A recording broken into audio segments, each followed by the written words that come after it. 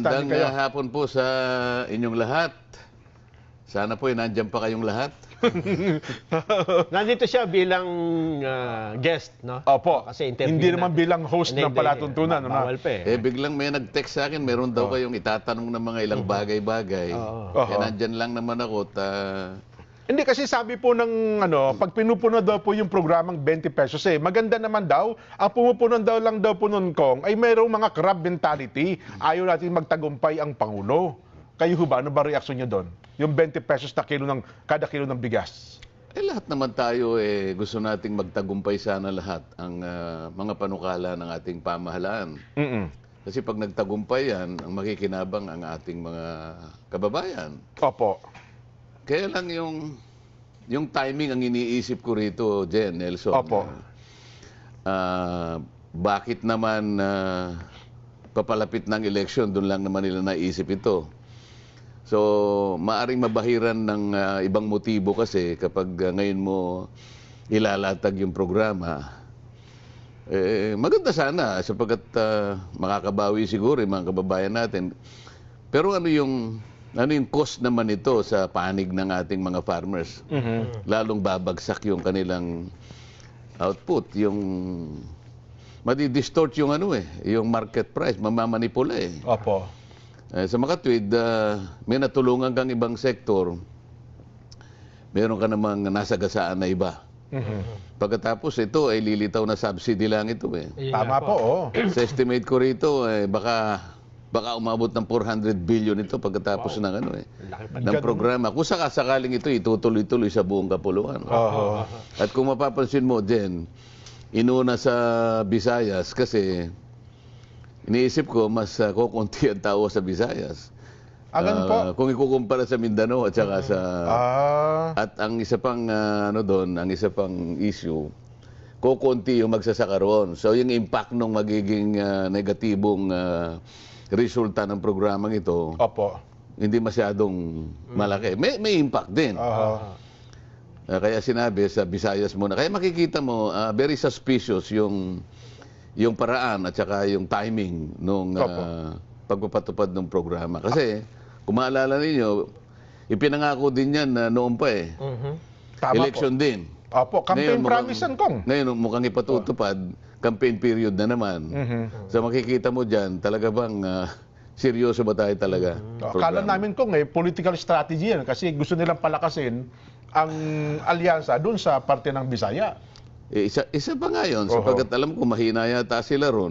Ngayon, ang tinatalakay natin ito, alang-alang doon sa ikalilinaw ng mga issues kasi ito ba talaga ay seryosohan na pag-address ng problema?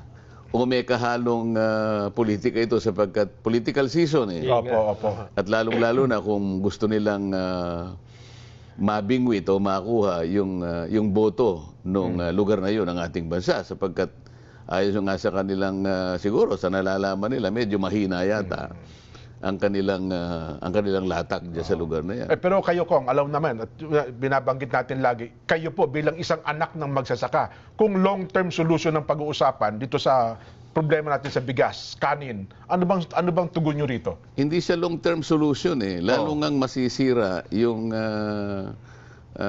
kartada ng mga farmers diyan. Paano lang ibebenta yung kanilang output diyan? Ngayon nga lang bumabanat na yung mga traders dahil sapagkat na makikita nila maaaring bumaba yung presyo. Meron ko nababalitan 12 pesos per kilo talagang wala nang kikitain. Sa 22 pesos wala nang kikitain Ngayon dahil sa masisira ang palay, wala namang storage yan.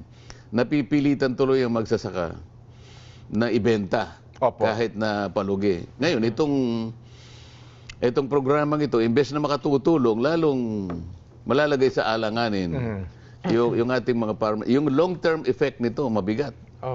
Baka lalong wala nang magsaka rito pagka ganyan ng pinatutunguhan ng mga programa. Pero kung kayo po tatanungin, anong long-term solution na nakikita nyo kung ang pag-uusapan ay kakulangan ng yung pagtulong sa magsasaka at saka yung presyo ng bigas?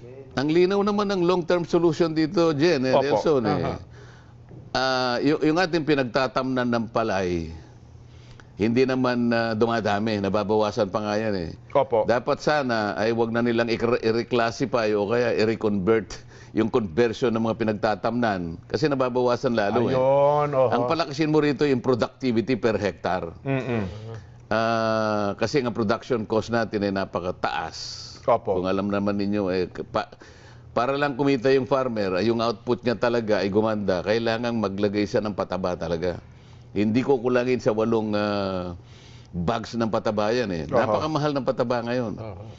Kaya doon ka lang makakabawi kung sakasakali na ibaba mo, kaya nagkaroon ng subsidy sa pataba.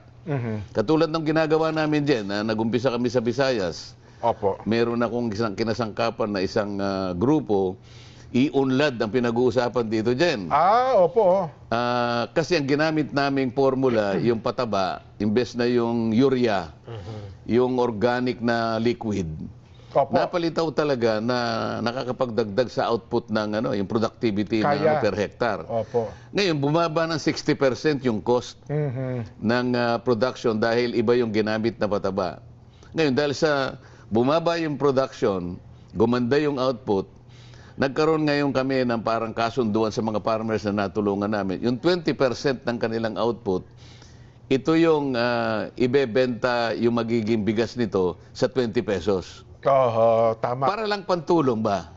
Yung 80%, ito yung kanyang pagkakakitaan. Opo, Pumayag naman ng farmers kasi kahit kwentahin mo, parang bigay na lang niya sa lipunan yung 20%. Totoo po. Ngayon, palugi man yun, ngunit hindi naman nawala yung kanyang kikitain dahil yung 80%, sapat na yung kanyang kikitain doon. Ayun yung kumpanya ni Kuya Yuan sa Ligumba ng Iyunlad. Yes, marami po. na nga. Kahapon kong nasa sila? Daan Bantayan Cebu. Sa Bantayan Cebu, Yes, nag-umpisa opo. silang magbenta ron. Opo. Namomonitor ko yun sapagkat kasali ako ron eh. Ito hindi subsidized to. Kasama ba kayo doon, Kong? Bali, subsidized kunwari. Private yun. Pero, private. dahil private initiative sa pagtulungan ng farmers, gusto lang namin palabasin, pupwede yung 20, pero parang bigay na lang ito. Kayang gawin kung gagawin. Kayang gawin, Opo. pero hindi dahil sa gusto nating malugi ang farmer. Kaya nga hinati natin eh.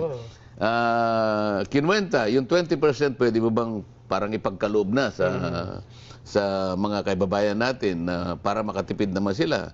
Kinuwenta, pupwede. Kaya yung napakiskis na yon, ay yun ang ibebenta sa 20 pesos. Ayun.